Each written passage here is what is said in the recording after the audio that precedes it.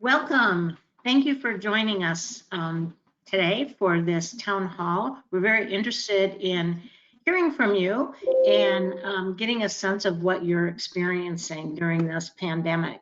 I'm Cindy Zolnarek. I'm CEO of the Texas Nurses Association, and joining me today are Dr. Serena Bumpus, who is our Director of Practice at TNA, Kanika Sathasavan, who is our Director of Communications, and she also has a master's degree in public health, and Dr. Lisa Campbell, faculty professor at Texas Tech University, past president of the nursing division of the Texas Public Health Association. So welcome everyone to this webinar. We've heard a number of concerns from nurses in all different kinds of roles, and wanted to provide a forum for an opportunity to have some discussion and some question and answers. We're all kind of in this together, and I think what's most important, and one takeaway that I have, is the importance of communication at all levels. This is a time I think we can't communicate enough to understand what's happening on the front line and what leaders in various, at the state level as well as your organization level, are doing to try to respond to the needs in the workplace. The other thing is we are facing a very unique time. We're being asked to distance ourselves socially, and this is, I think Lisa just recently said, civic responsibility. And as nurses, we have even a greater responsibility to make sure that we are doing all that we can do professionally as well as personally to halt the spread and control the, try to flatten the curve, which we've probably heard that term coined already. So with that, I'd like to hand off to Kanika to talk a little bit about the virus, to Serena, to kind of share with you a little bit about what we've heard from nurses thus far. Thank you, Cindy. We've received a lot of questions and a lot of comments from nurses across the state around, appropriate PPE for managing and taking care of patients who do have COVID-19. What are the risks for nurses, and how long do nurses need to isolate themselves if they come into contact, or when can they stop working if they have come into contact with a patient, and should they come to work even though they're not showing symptoms? There's been other questions around just the patient safety and advocacy and making sure that they're doing the right thing for the patients and to protect themselves as well. And there's just a lot of questions because the communication, there's just a lot of information flowing out there, and sometimes it's hard to understand what's right and what's true. And so we hope that today, especially with the expertise of Kanika and Dr. Campbell, that we can help point you in the right direction, as well as just eliminate some of the misinformation that you've had, and you can walk away from here more informed, as well as empowered to help tackle this as a profession. And so that said, I will hand this over to Kanika, and she will share some of the basics and recent information about COVID-19. Hi, everyone. I would like everyone to submit your questions now if you have any. And with your questions, please include your practice area. That would help us a lot to be able to answer them. So while I'm talking, I'm hoping you guys are going to submit questions so that we can answer them in a couple minutes here. News is coming out every day that is changing. So I'm going to address some of the big things that we've heard from nurses in the past week. There's kind of two types of patients nurses are encountering. One is the type that's panicking completely, and the other is the type that doesn't believe it is a threat or that it's something to worry about. So just keep that in mind to know how to be able to calm those patients down, and to be able to stress the importance of social distancing, isolation to the other patients who don't really understand the big deal. Flattening the curve, as you see behind me, is a message that has gotten a lot of traction, and it seems to be resonating with a lot of people.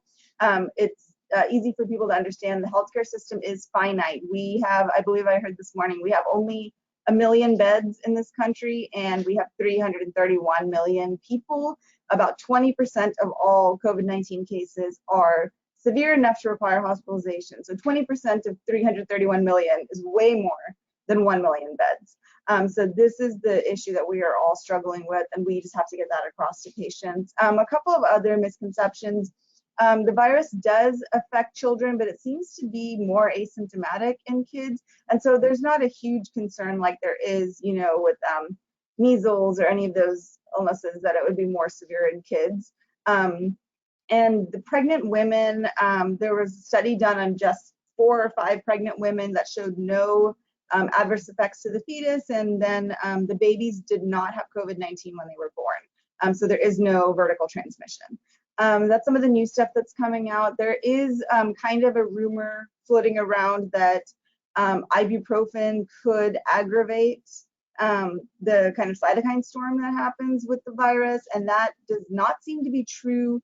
The World Health Organization said this morning that there's no indication that you shouldn't use ibuprofen, but of course Tylenol, having a different mechanism, might be a better way to go. So just keep that in mind, and just be aware of when you see these reports come out. They might be in reputable journals like the Lancet, but be sure to look at that fine print.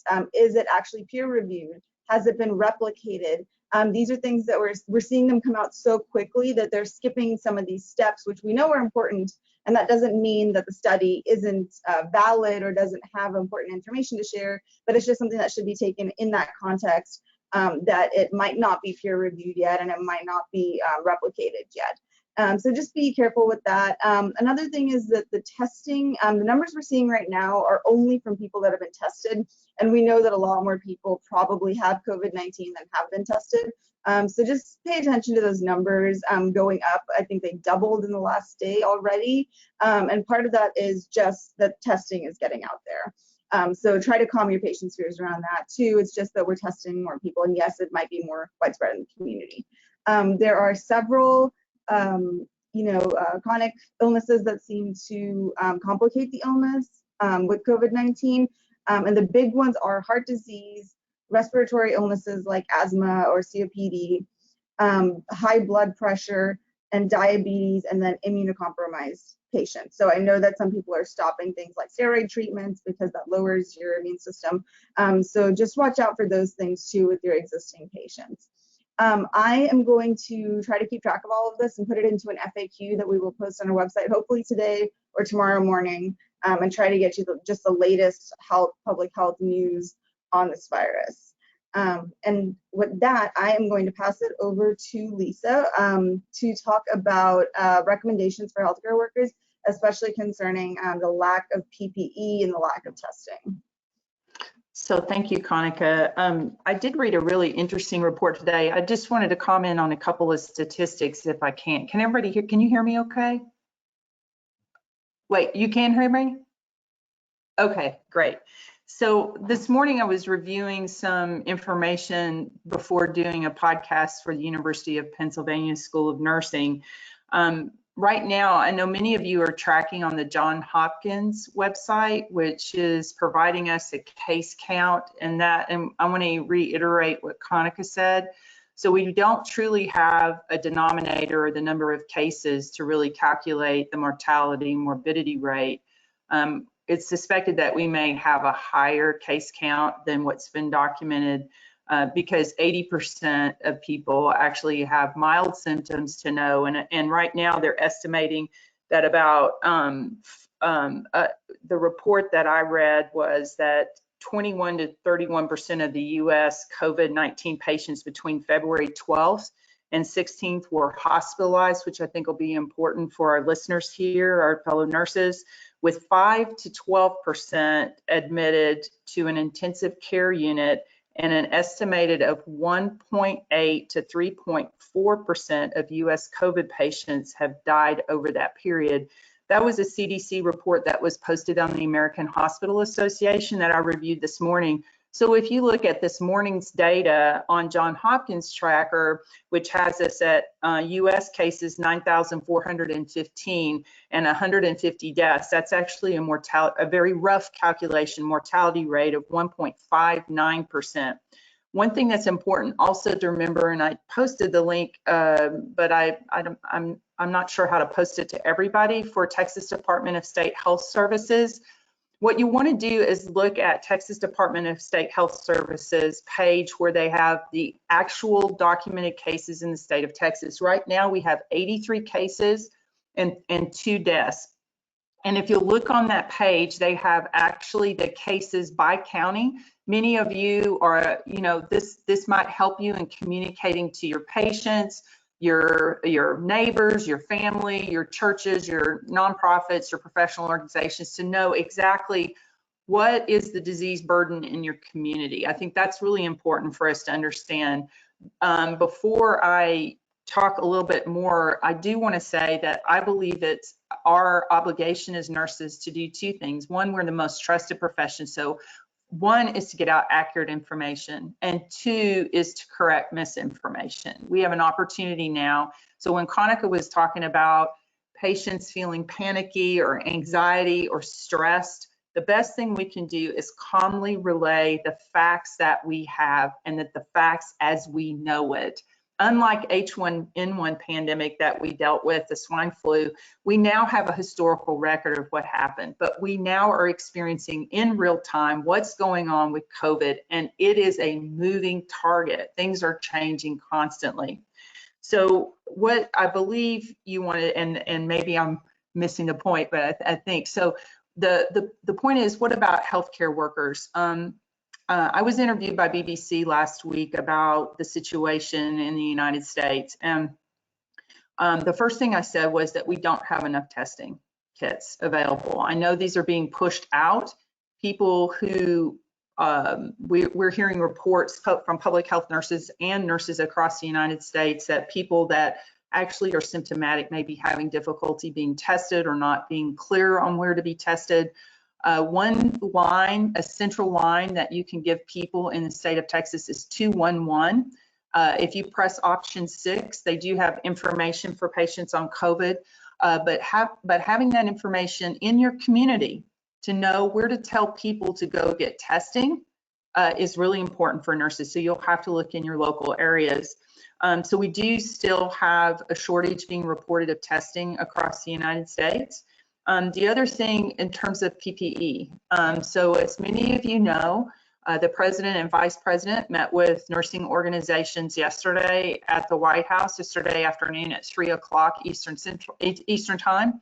And I'm proud to say the American Nurses Association was there representing us, as among other nursing organizations, to really talk about the safety of nurses and healthcare professionals as we take care of patients that have a diagnosis of COVID-19. And just as a reminder, the SARS-CoV-2 is actually the virus and that causes COVID-19, and that's what they're looking at developing a vaccine for right now. So they're doing initial preliminary tests in Seattle, Washington. It's an NIH study that's been approved. They're in phase 1 of that, just so everybody knows. We don't have any antiretrovirals available at this time. So as Kanika alluded to, we are having to do symptom control for patients who have mild to moderate all the way to critically ill who are in the ICUs on ventilators or ECMO is what we're dealing with. So now what about PPE? This has been a tidal wave since it hit the United States. And when I was asked the question last week, do we have enough PPE from a public health director perspective and public health nurse, my answer is always in a crisis, you can never have enough PPE.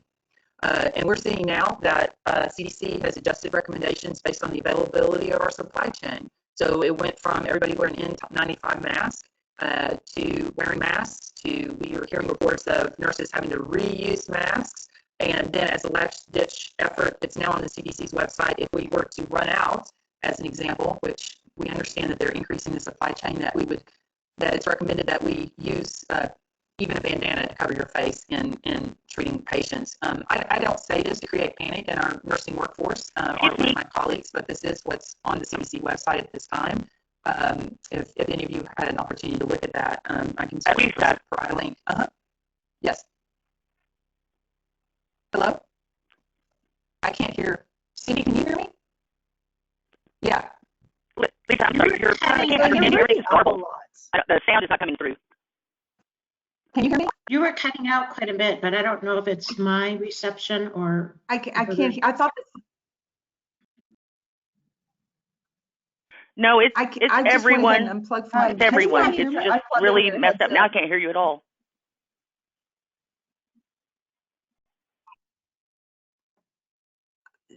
I'm confused. Can you? No, Cindy, can you hear Can't me? hear you at all. Oh, you know what? I think we are hearing you, but it's delayed. Oh, okay. Can you hear me now, Konica? Yeah. You're very clear, but it's Okay. delayed Oh. after your video. Okay. Okay. Well, I unplugged my ear. I'm sorry. Okay. That's So, better. okay. Did you hear anything I said? Yes. It was just Okay. a little garbled, but I can hear you much better now. Okay. I apologize. I don't know even, maybe I should stop and people can ask questions or whatever you want to do. I'm sorry. I don't know what happened.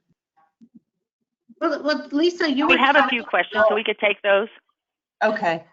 Lisa, you were talking about the shortages of PPE, and I think that's what I've heard the most about, and some of the CDC recommendations that are reusing them or using them for 8 hours, and those kind of things that are confusing to nurses. So maybe you comment on that, and then we can go into questions. Sure. So CDC, so hopefully, I'm hoping that our nurse colleagues out there are working in organizations that have enough PPE. I think we probably should address that maybe case by, when we have questions. But the CDC is recommending and this is a supply chain issue. I'm just saying if they're not available, if you have to reuse them, you have to use the proper technique in terms of removing them, making sure you're only touching the edges, washing hands, reusing them again. Is that ideal? Absolutely not. It's not ideal. The regular isolation masks are meant for one-time use. And also, I know that there's been issues with staff not being familiar with using N95. We need to do just-in-time training to make sure people understand how to use, to don and doff PPE, take on and off the N95 and so forth. Some people are using N95s and throwing them away one time. That's not correct. So we need to make sure that people, all of us are educating. And if you're not sure, there's great videos on CDC website about donning and doffing PPE. So I'll just leave it at that. Is that helpful? Okay. Yeah, and we'll try to put Very all those helpful. resources together to put on the website. Okay. All right. I have a question. It says, I work in an office setting for a home health. If nurses showing respiratory cold symptoms, all the communication coming out from the government state that they should isolate and monitor symptoms.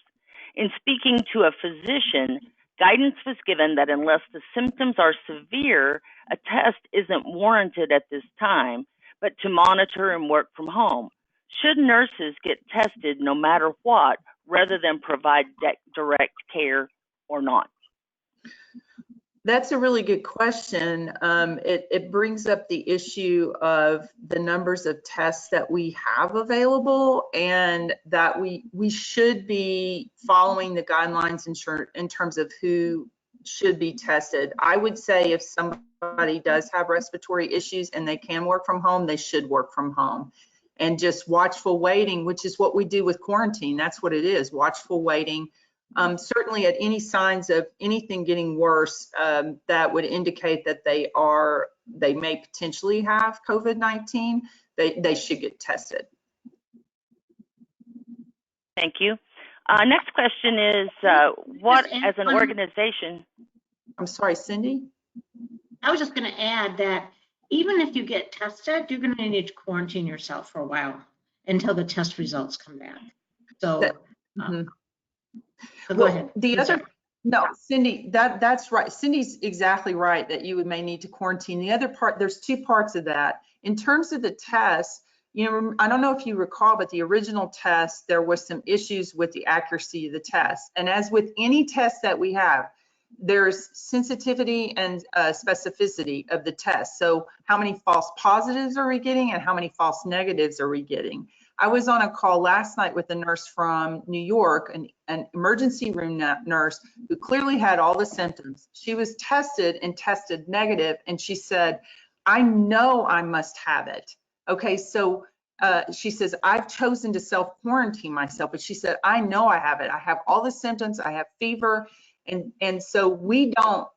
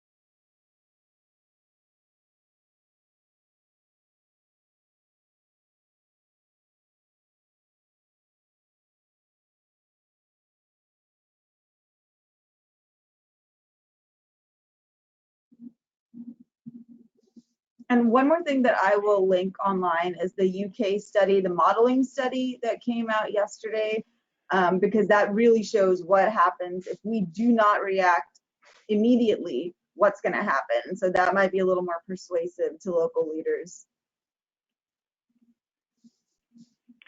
Another question is how should it be handled that if there are people in the community who are symptomatic who are not getting tested? For example, there were employees in the grocery store who were having COVID symptoms and had not been tested, and when confronted that they might be sick, they did not want to be tested and did not want to self-quarantine. This is where employers, I think, can really step up and ensure that if people are having respiratory symptoms, they should be, they should self-quarantine and monitor, especially if there's a fever involved, so that they're not potentially exposing others. I think folks are concerned about their livelihood and their pay. Some employers will pay for individuals that are quarantined. I know everybody is concerned about our economy and our own personal financial situation. However, again, we have a limited window to address, and we must all make sacrifices to do what we can. And Lisa, do you have? Cindy, you touched on it. The question is an excellent question from our nurse colleagues, and it points to the inequities in society. And we have to consider people. I hope that they do get tested. And like Cindy said, I would only really, really hope that their employers would encourage them to get tested and to please not come if you're sick. So that's all the more important for us to be advocating for paid sick leave, a livable wage. This is why people are afraid, because they have to take care of their family. They don't know what's going to happen. So this really points to the inequities in our society, really are determinants of health. So I just had to say that. But that was a great question. It's my understanding that a 2-week quarantine is to allow for the incubation period. However, that does not include the shedding period. How long should possibly infected and infected people stay home to no longer be contagious?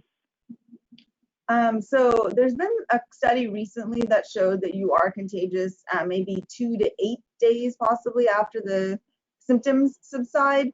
Some people are showing very, very mild symptoms. So to them, they might just think it's allergies, and they're not really tracking. So that's one of the complications right now. But yes, the virus does continue to shed after symptoms have subsided. I don't know if Lisa, if you've heard anything more recent than that. The other thing too, Okay. sorry, Belinda, I just want to add what Kanika said. The other thing too is we really don't have an idea, truly a good idea of how contagious somebody can be before they test positive. It could be a couple of days, it could be a little bit longer than that. So we're not really sure. We're really dealing with a huge unknown, really, in terms of the natural course or the natural history of this disease. Yeah, and it is a very contagious disease, and we still aren't sure why it's so contagious. So, you know, researchers, scientists are working on that currently. So this one says that a majority of the patients that I'm seeing at my clinic are presenting and asking for testing for COVID-19, but they have no signs or symptoms of the virus. They have not had any travel done, and they don't have any risk factors. What advice do you have for clinicians to help put our community at ease?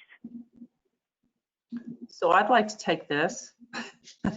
So that was an excellent question, and it really gets to the whole issue of who should be tested and not tested. We need to be saving our tests for people that actually are exhibiting symptoms. That's really, really important right now.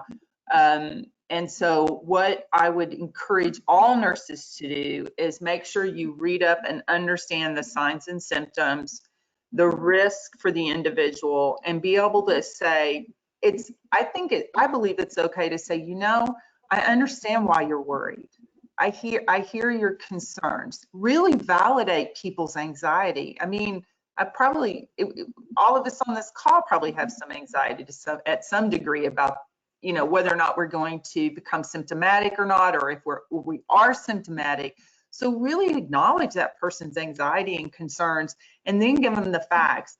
We really should not be testing people that clearly absolutely have no risk and absolutely have no symptoms. And that's what the recommendations are. I'm only stating what the recommendations are, and those are what we have right now today. Next question, we're swabbing a good amount of patients daily, but only if they can afford it. Is there any NP provider going through this? Does anyone know if this will be available without out-of-pocket expenses? As of right now, only Medicare and Medicaid patients with some insurance are getting swabbed. Is this concerning? This is concerning. My understanding is that there's not supposed to be any charge for the test. Yeah, several insurance companies have come out and said they will not, you know, people will not have to pay co-pays or, you know, anything out of pocket. Also, the public health department is offering testing, and I don't think there's any charge for that. There's So no charge through the public health department. yeah, it shouldn't, again, care, should not be discriminated based on insurance. And I think there's been considerable governmental support for that. Right, and that's whether you have insurance or not, the testing should be free. But I don't know that specific situation. I'm really sorry that one of our fellow colleagues is dealing with that. Yeah. And if that is the reality, in that situation, refer to the public health department. And there, I think online you can identify the locations where you can get tested, or like Lisa said, 211. Right.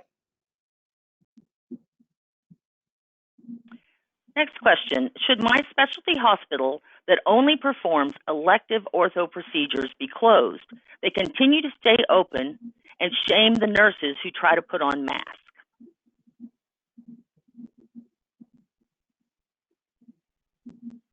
I had to take a deep breath on that one. No nurse should be shamed for wanting to put on a mask to protect themselves, period. I'm sorry that that's going on to one of our nurse colleagues. The recommendation, and it's coming out nationally, is that all elective procedures be canceled.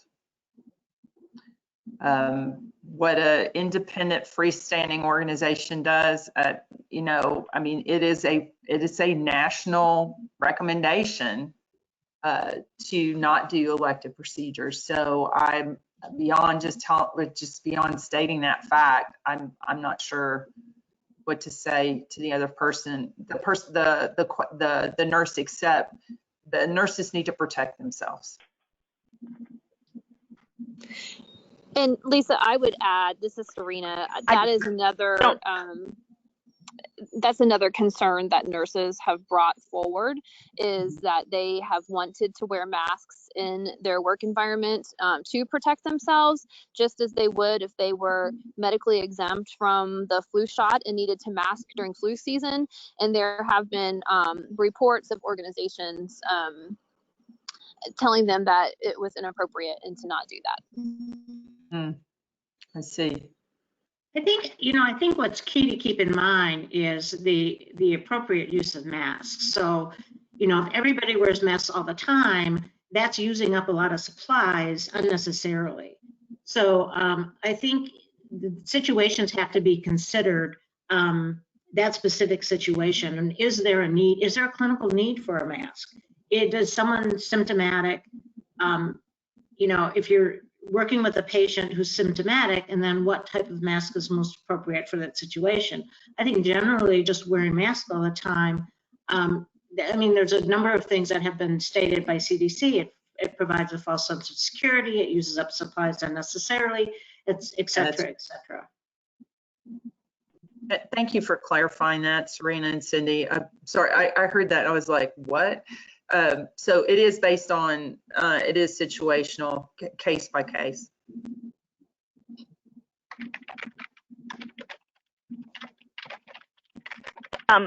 So just as a note, there's been a few people who have said that their organizations are not charging for testing, so that's good.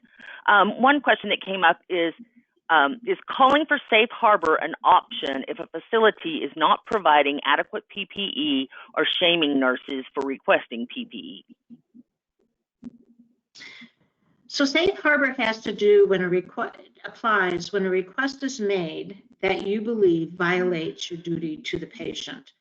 So, so specifically, if you believe it may place your patient assignment or your patients in danger. I don't know that shaming in particular is a safe harbor issue.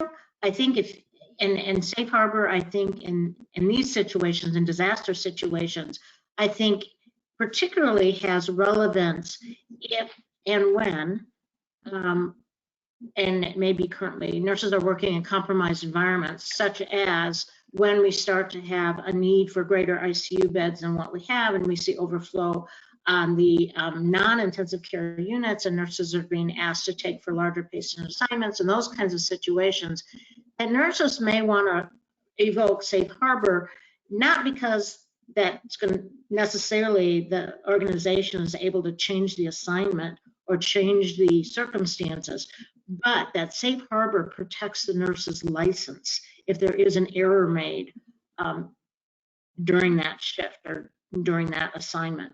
And that's a protection. There was one CNO back, this is probably a decade ago, and it may be a flu season when she was CNO of a smaller hospital in suburban Dallas, and their hospital was overwhelmed, and nurses had what she considered to be unsafe patient assignments in terms of the number of patients, but there was no option. She encouraged all of her nurses to evoke safe harbor so they would have that protection of action taken against their license. Knowing that, it would be reviewed, and you can look at how can we improve our contingency plan for staffing when we encounter these situations. Also knowing that they couldn't change that current environment, but it did provide nurses protection. And I would challenge nurse leaders to consider that when and if we encounter that situation. In terms of not having the safe equipment, that's a real tough question. We have a supply chain shortage. The CDC is providing guidelines. Certainly, we don't want to be transmitting known infection among patients. That would be considered an unsafe assignment, I think. However, you know, if it's a bad situation and there is nothing, I'm not sure what do I advise in that situation. Lisa had commented earlier, we are hearing and heard again today in a press conference that there are efforts from pretty much every avenue trying to rapidly increase and distribute supplies. Right. And Cindy, I just wanted to add to that, you know, as hospitals, I mean, I believe we're in a tidal wave here, and we're not peaked the wave yet, but in the United States, but as hospitals get a surge of patients, and as nurses and other healthcare providers may actually contract COVID-19 and have to self-quarantine and be out of then that workforce for that period of time, it could then create the condition that a nurse or many nurses need to claim safe harbor with that surge.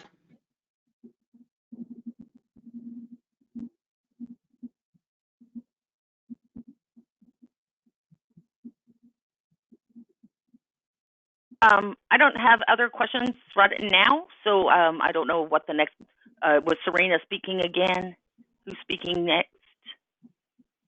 I can go through some of the I did get one message I from would someone like- said the I mean, I'll webinar take the froze, so it doesn't look frozen on my end.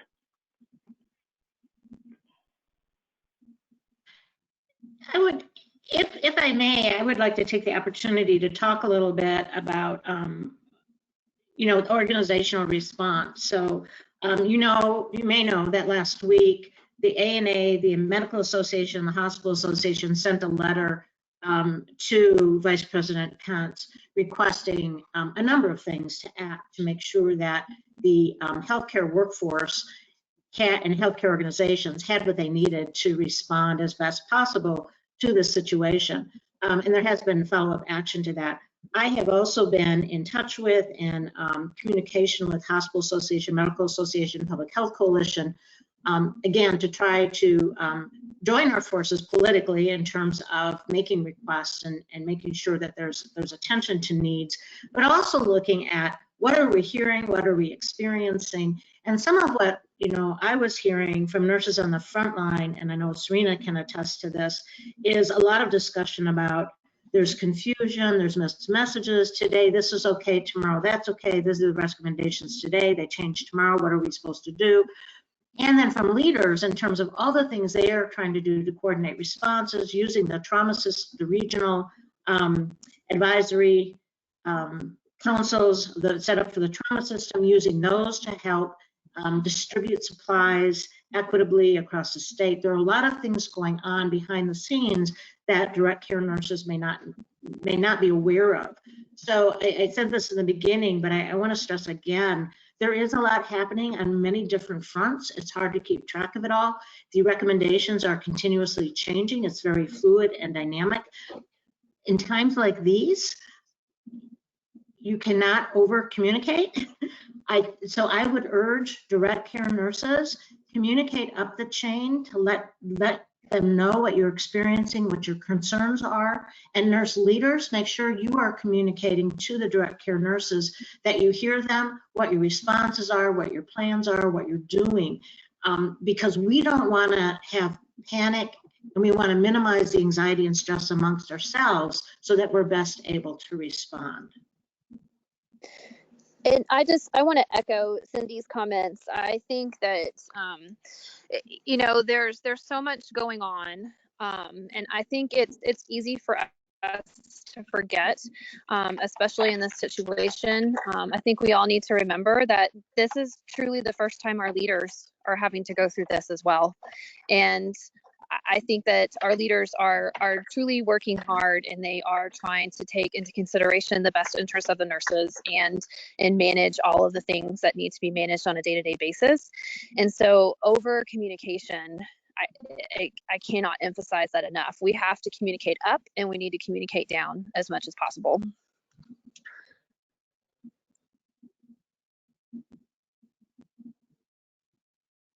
And the other thing is, if somebody asks a question, All right, I have a couple more questions. Yeah, this is being recorded. I'll send them out today or tomorrow to everybody.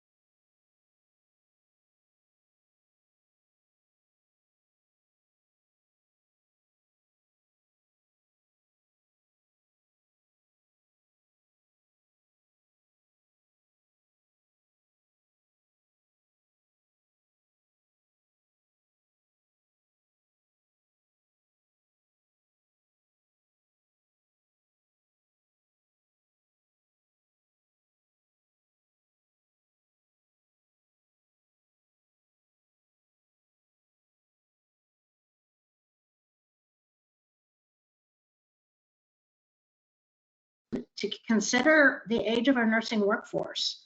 It has started to go down, but we have a number of nurses in the workforce who are in the high-risk categories. So they are going to be impacted as well. So there will be a challenge. There are some states, I had heard Colorado has contacted retired physicians and nurses and asking them if they would be available to return to practice. Now you can ask, well, aren't they a high-risk group? They are, but there may be some ways they can engage that would not place them at a high risk.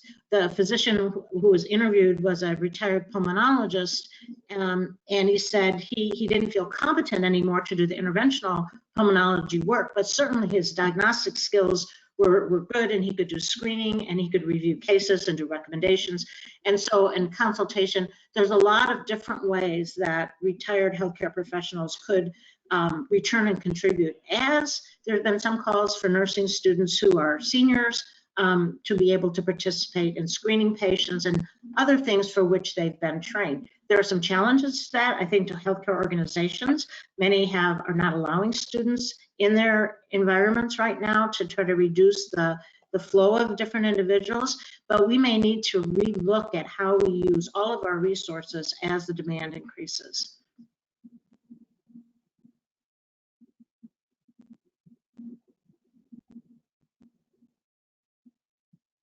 Next question, what can nurses do from a public advocacy standpoint to affect the greatest amount of good at this point? So I'm going to tackle this one. I think that there's different levels that people are comfortable with advocating. I think patient to nurse, make sure that they understand the flatten the curve concept. We just need to isolate immediately in order to reduce the load on the healthcare system. So, at an individual level, that is one of the greatest things that you could do. If you feel comfortable reaching out to your local leaders, someone else had asked us previously, what can you do with local government officials? And so we're going to put some information on that on the web for you. So if you feel comfortable doing that, reaching out and just emphasizing we need tests, we need PPE. And so seeing what they can do to get all of that rolling. And then, if you feel comfortable on social media, spread messages that are accurate and make sure to dispel misconceptions. People are sharing stuff about saltwater gargles and drinking bleach and just awful, and elderberry syrup. And so an elderberry syrup actually can increase the cytokine effects that happen with the virus. So it actually has a net negative effect. And so just taking time to dispel those myths online and sharing correct information on your social media channels can go a really long way. Lisa. Sorry, I was muted. Konica, thank you. That was really great. But I also want to address the root cause of part of our ability to respond. It's really important for nurses to advocate for two things: for safe staffing ratios, for nursing education funding, for public health funding, because without the public health system, it makes it very difficult to respond, and public health is responsible for public health emergency preparedness, and the funding that comes through the federal level to CDC down to our state for hospital preparedness, that's managed by public health. So I just want to remind everybody that we only get 2.5%, public health does, for funding of the health. If you look at healthcare dollars, we only get 2.5% of that for public health funding, and public health is for the public's good. So we have a lot of opportunity to advocate for a wide range of strategies to definitely improve our situation for the next pandemic that might occur, or when it occurs. And I would like to add to that there is the Center for Nursing Workforce Studies does conduct a survey of the public health nursing workforce in the state, and there are a number of concerns in terms of the adequacy and the role of nurses within the Department of State Health Services and HHSC actually the role of clinicians, that there are not a lot of clinicians, and nursing does not have an executive seat at the table, which they did for a few years, but the role has been very much reduced. And the report that the Center for Nursing Workforce Studies puts out does have recommendations about our findings. And some of those recommendations speak to the need for nursing leadership within the organization so that we can address some of these issues in the infrastructure. Those have not been really acted on. So part of the discussion at the last advisory committee meeting was, how do we move these into action? And so we are talking about strategies so that they're not just on a paper that gets sit on a shelf, but that we do make these recommendations visible and kind of in your face, so to speak, to our legislators who can, and to the agency folks, so that they're addressed.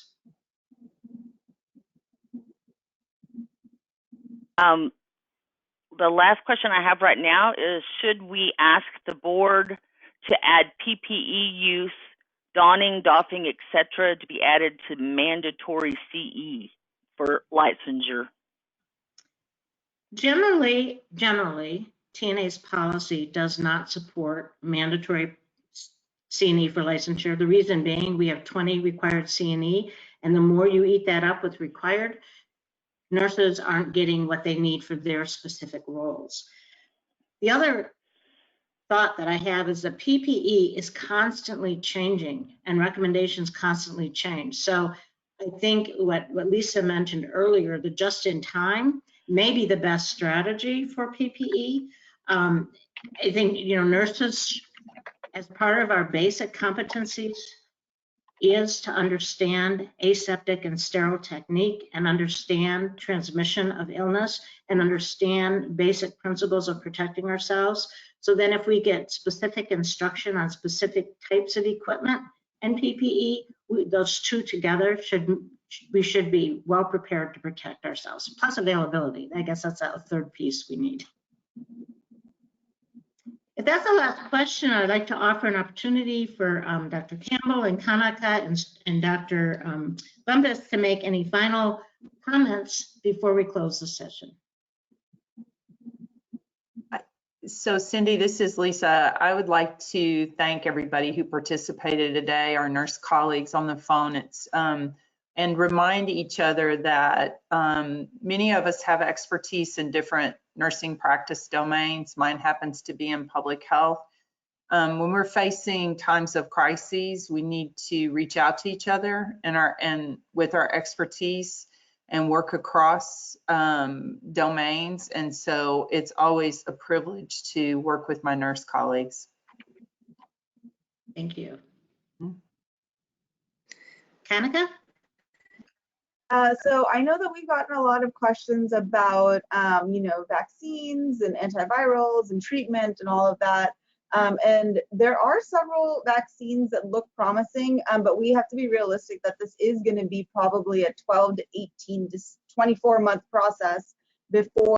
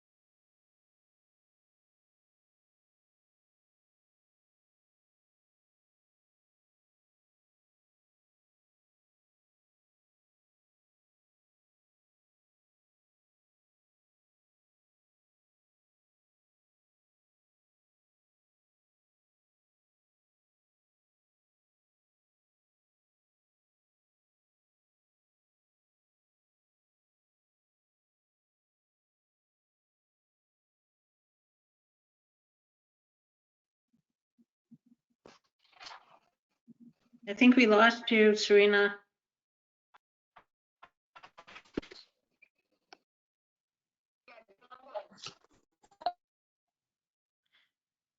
Okay, but I also want to echo my thanks for